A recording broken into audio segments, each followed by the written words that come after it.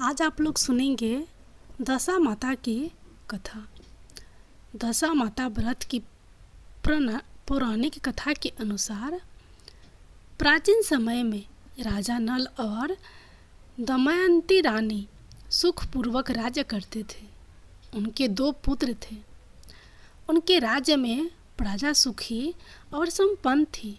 एक दिन की बात है कि उस दिन होली दशा थी।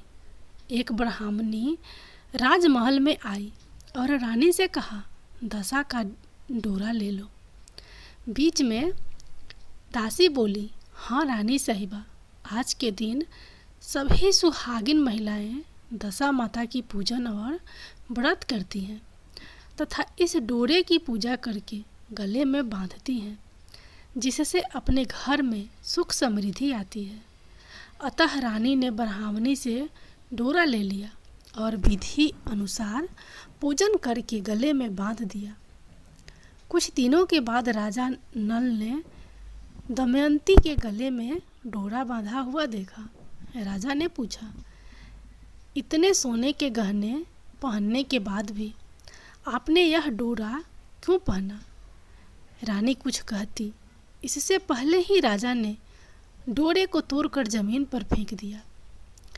रानी ने उस डोरे को जमीन से उठा लिया और राजा से कहा, यह तो दशा माता का डोरा था, आपने उनका अपमान करके अच्छा नहीं किया। जब रात्रि में राजा सो रहे थे तब दशा माता सपने में बुढ़िया के रूप में आई और राजा से कहा, हे राजा, तेरी अच्छी दशा जा रही है और बुरी दशा आ रही है।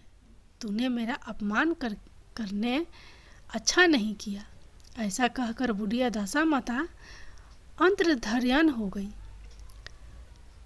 अब जैसे तैसे दिन बीतते गए, वैसे वैसे कुछ ही दिनों में राजा के ठाट बाट, हाथी घोड़े, लाव लश्कर, धन धान्य, सुख शांति सब कुछ नष्ट होने लगे।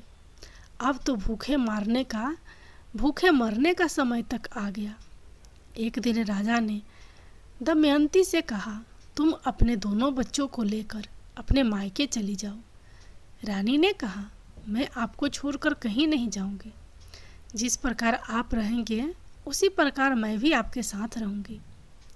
तब राजा ने कहा, अपने देश को छोड़कर दूसरे देश में चले, वहाँ जो भी काम मिल जाएगा वहीं काम कर लेंगे।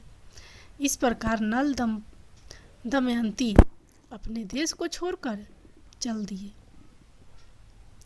चलते चलते रास्ते में भील राजा का महल दिखाई दिया। वहाँ राजा ने अपने दोनों बच्चों को अमानत के दौर पर छोड़ दिया। आगे चले तो रास्ते में राजा के मित्र का गांव आया। राजा ने रानी से कहा, चलो हमारे मित्र के घर चले। मित्र के घर पहुँचने पर उनका खूब आदर सत्कार हुआ और पकवान बनाकर भोजन कराया। मित्र ने अपने शयन कक्ष में सुलाया।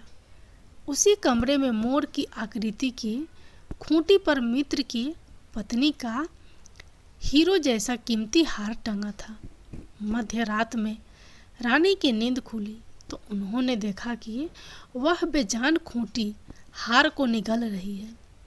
यह देखकर रानी ने तुरंत राजा को जगाकर दिखाया और दोनों ने विचार किया कि सुबह होने पर मित्र के पूछने पर क्या जवाब देंगे, अतः यहाँ से इसी समय चले जाना चाहिए। राजा रानी दोनों रात्रि को ही वहाँ से चल दिए। सुबह होने पर मित्र की पत्नी ने खूंटी पर अपना हार देखा। हार वहाँ नहीं था। तब उसने अपने पति से कहा, तुम्हारे मित्र कैसे हैं जो मेरा हार चुराकर रात्रि में ही भाग गए हैं। मित्र ने अपनी पत्नी को समझाया कि मेरा मित्र कदापि ऐसा नहीं कर सकता। धीरज रखो, कृपया उसे चोर मत कहो। आगे चलने पर राजा नल की बहन का गांव आया। राजा ने बहन के घर खबर पहुंचाई कि तुम्हारे भाई भौजाई आए हुए हैं। खबर देने वाले से बहन ने पूछा, उनके हाल चाल कैसे हैं? वह बोला, दोनों अकेले हैं, पैदल ही आए हैं तथा वे दुखी हाल में हैं। इतनी बात सुनकर बहन थाली में कंदा रोटी रख कर भैया भाभी से मिलने आई। राजा ने तो अपने हिस्से का खा लिया, परंतु रानी ने जमीन में गाड़ दिया।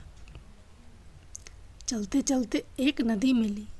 राजा ने नदी में से मछलियाँ निकालकर रानी से कहा, तुम इन मछलियों को भूंजो, मैं गांव में से परोसा लेकर आता हूँ। गांव का नगर सेठ सभी लोगों को भोजन करा रहा था। राजा गांव में गया और परोसा लेकर वहाँ से चला तो रास्ते में चील ने झपट्टा मारा तो सारा भोजन नीचे गिर गया। राजा ने सोचा कि रानी विचार करेगी कि राजा तो भोजन करके आ गया और मेरे लिए कुछ भी नहीं लाया। उधर रानी मछलियाँ भूंजने लगी तो दुर्भाग्य से सभी मछलियाँ जीवित होकर नदी में चली गई। रानी उदास होकर सोचने लगी कि राजा पूछेंगे और सोचेंगे कि सारी मछलियाँ खुद खा गई। जब राजा आए तो मन ही मन समझ गए और वहाँ से आगे चल दिए। चलते चलते रानी के मायके का गांव आया।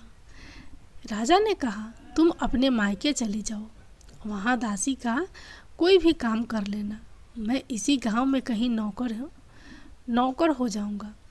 इस प्रकार रानी महल में दासी का काम करने लगी और राजा तेली के घाने पर काम करने लगा। दोनों को काम करते करते बहुत दिन हो गए। जब होली दशा का दिन आया तब सभी रानियों ने सिर धोकर स्नान किया। दासी ने भी स्नान किया। दासी ने रानियों का सिर गूथा तो राजमाता ने कहा, मैं भी तेरा सिर गूंथ दूँ। ऐसा कहकर राजमाता जब दासी का सिर गूंथ ही रही थी तब उन्होंने दासी के सिर में पग देखा। यह देखकर राजमाता की आंखें भर आई और उनकी आंखों से आंसू की बूंदें गिरी। आंसू जब दासी की पीठ पर गिरे तो दासी ने पूछा, आप क्यों रो रही हैं? राजमाता ने कहा, तेरे जैसी मेरी भी बेटी है जिसके सिर में भी पग था, तेरे सिर में भी पग है। यह देखकर मुझे उसकी याद आ गई। तब दासी ने कहा, मैं ही आपकी बेटी हूँ। दशा माता के कोप से मेरे बुरे दिन चल रहे हैं, इसलिए यहाँ चली आई। माता ने कहा, बेटी तूने यह बात हमसे क्यों छिपाई? दासी ने कहा, माँ मैं सब कुछ बता देती तो मेरे बुरे दिन नहीं कटते। आज मैं दशा माता का व्रत करूँगी तथा उनसे गलती की क्षमा याचना करूँगी। अब तो राजमाता ने बेटी से पूछा, हमारे जमाई राजा कहाँ हैं? बेटी बोली, वे इसी गांव में किसी तेली के घर काम कर रहे हैं। अब गांव में उनकी खोज कराई गई और उन्हें महल में लेकर आए। जमाई राजा को स्नान कराया, नए वस्त्र पहनाए और पकवान बनाकर उन्हें भोजन कराया गया। अब दशा माता के आशीर्वाद से राजा नल और दमयंती के अच्छे दिन लौट आए। कुछ दिन वहीं बिताने के बाद अपने राज्य जाने को कहा। दमयंती के पिता ने खूब सारा धन लाव लश्कर हाथी घोड़े आदि देकर बेटी जमाई को विदा किया। रास्ते में वही जगह आई जहाँ रानी ने मछलियों को भूना था और राजा के हाथ से चील के झपटा मारने से भोजन जमीन पर आ गिरा था। तब राजा ने कहा, तुमने सोचा होगा कि मैंने अकेले भोजन कर लिया होगा, परंतु चील ने झपटा मार कर गिरा दिया था। अब रानी ने कहा, आपने सोचा होगा कि मैंने मछलियाँ भूनकर अकेले खा ली होगी, परंतु वो जीवित होकर नदी में चली गई थी। चलते चलते अब राजा की बहन का गांव आया। राजा ने बहन के यहाँ खबर भेजी। खबर देने वाले से पूछा कि उनके हाल चाल कैसे हैं। उसने बताया कि वे बहुत अच्छी दशा में हैं। उनके साथ हाथी घोड़े लाव लश्कर है। यह सुनकर राजा की बहन मोतियों की थाल सजाकर लाई। तभी दमयंती ने धरती माता से प्रार्थना की और कहा, माँ, आज मेरी अमानत मुझे वापस दे दो। यह कहकर उस जगह को खोदा जहाँ कंधा रोटी गाड़ दिया था। खोदने पर रोटी तो सोने की और कंधा चांदी का हो गया।